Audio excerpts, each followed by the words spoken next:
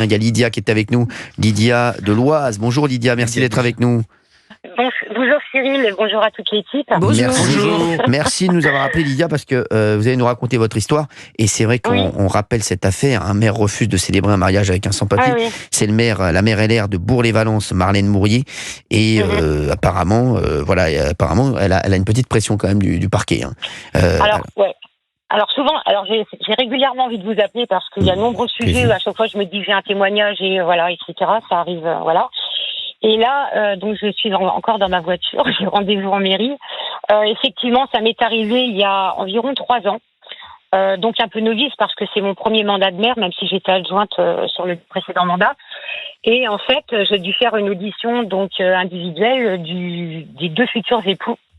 Donc elle française et lui algérien, qui n'avait plus de papier en fait. C'est-à-dire qu'il est arrivé sur le territoire avec, je crois, un visa peut-être touristique, et en fait il n'est jamais reparti. Donc moi, lors de l'audition, j'ai émis effectivement mes suspicions et j'ai reçu quelques jours plus tard courrier du procureur me demandant de les marier parce que effectivement on encourt peine de prison, amende, etc., inéligibilité. Donc oui, ça arrive même dans un petit patelin de 1600 habitants. Donc je les ai mariés et autant vous dire que quand je les ai mariés, ils ont un petit rictus au bord de la lèvre en disant voilà, on est gain de cause. Mais ça veut dire que le procureur n'a pas retenu les éléments de votre suspicion? Absolument pas. Absolument pas. Et comment vous l'expliquez, Madame la maire, qu'il n'ait pas retenu vos suspicions? Je n'en sais absolument rien. Parce qu'il y a obligation de marier, en fait, ce que vous avez expliqué tout à l'heure, la Constitution dit que, et donc voilà. Donc je me pose la question, à quoi servent les auditions et à quoi ça sert de me faire perdre 1 heure avec l'un, 1 heure avec l'autre? Parce que votre histoire, vous la rendez publique, mais des histoires comme la vôtre, j'imagine qu'il y en a des centaines dans le pays, où on a des mariages blancs qui se font parce qu'on n'écoute pas les maires sur le terrain. Absolument, oui. Donc ça ne sert à rien de les annuler, puisque de toute façon, après, ils sont déboutés. Donc Oui, donc de toute façon, voilà. Donc je crois que même il y avait, je pense que dans le courrier, mais je pourrais le retrouver de toute façon parce que j'archive tout. Il y avait noté qu'effectivement il y aurait enquête après. Pour moi, il n'y a pas eu enquête avant le mariage. Très bien. Voilà. Mais en tout cas, j'ai dû les marier. Ouais, voilà. Non, mais c'est quand même. Non, mais c'est quand même cette affaire.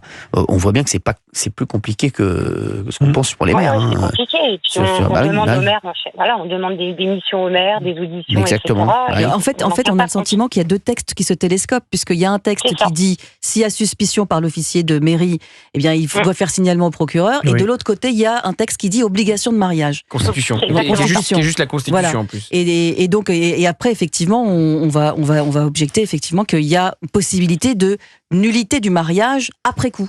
En fait, c'est ça. Après coup, c'est exactement ça. D'accord. En vous écoutant, Madame la maire, on a surtout l'impression qu'on joue contre notre camp, en fait. On a l'impression qu'on fait rien pour nous protéger. On a dans le texte. Merci Gauthier. Mais régulièrement, quand je vous écoute en voiture, je me dis mais ça aussi j'ai vécu, ça c'est vrai, ça etc. quoi.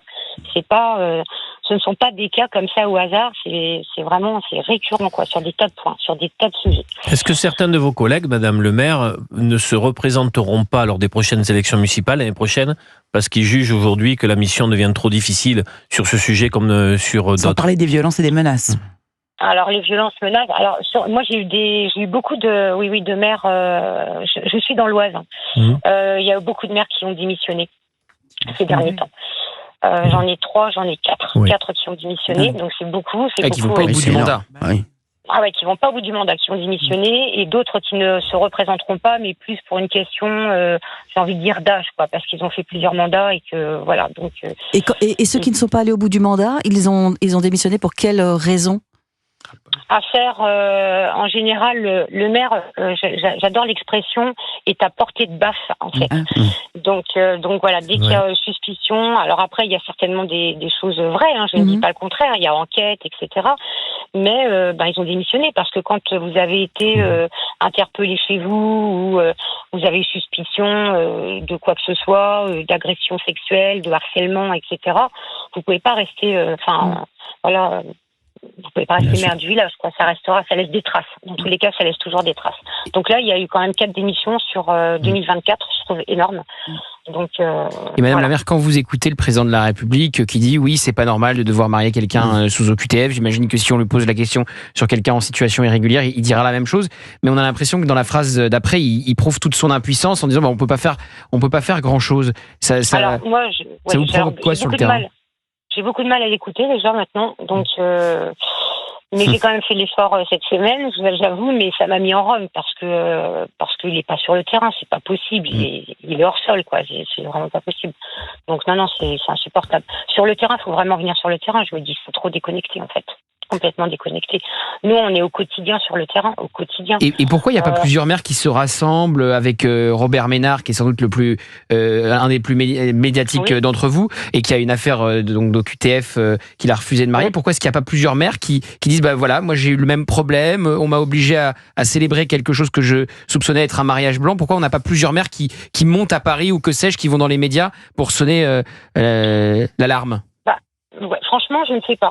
J'ai envie de dire, alors moi je me considère comme un petit maire parce que j'ai une petite commune de 1600 habitants et en fait ça donne beaucoup de travail parce qu'on doit être sur tous les sujets et je pense qu'on ne prend pas le temps, on n'est pas solidaire, on ne se rencontre pas en fait, on se réunit peu en fait. Alors, il y a une solidarité sur les ZFE, sur les zones à faible émission. Ça me fout en colère. Oui, mais il y a certains maires qui ont obtenu à l'échelle d'agglomération des changements de délibération pour. D'accord. Donc là, ils se sont rassemblés. Et à Lyon, par exemple, il y a des maires d'arrondissement qui partent en guerre contre le maire de Lyon. Alors, j'allais vous parler de Lyon parce que moi j'ai ma fille et mon gendre qui vivent là-bas et forcément ils ont des anciennes voitures quand on est jeune et qu'on débute dans la vie.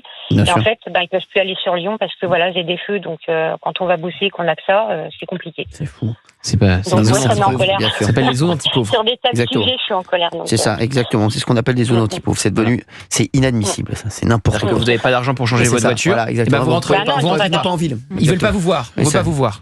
Les gueux, comme dit Saint-Germain. Oui, j'avais écouté aussi l'émission sur ce sujet. J'avais trouvé ça, mais ça me fout en colère à chaque fois. Franchement, c'est dingue. On entend bien la différence de quelqu'un qui est sur le terrain et quelqu'un qui l'est pas. Exactement. Voilà, ce sont des gens qui prennent des dispositions, mais sans être jamais sur le terrain, donc ils se rendent pas compte. En fait, on a l'impression qu'ils poussent un domino, mais ils vont pas jusqu'au bout, ils déroulent pas jusqu'au bout. Ils se rendent pas compte. Merci, merci Lydia. Voilà. Merci beaucoup d'avoir été avec nous, Lydia. Non, c'était un plaisir et c'était très intéressant ce que nous a dit Lydia sur Europe 1. Si, vous nous rappelez quand vous voulez pour un autre sujet, Lydia. On est là. Pas de problème, j'ai enregistré le numéro. Merci. Merci d'avoir été avec nous sur Europe 1. Merci. C'est nous qui vous remercions. Lydia, très intéressant ce que nous a dit Lydia et on voit bien que le rôle des maires est vraiment compliqué. Franchement, les deux pieds sur le terrain.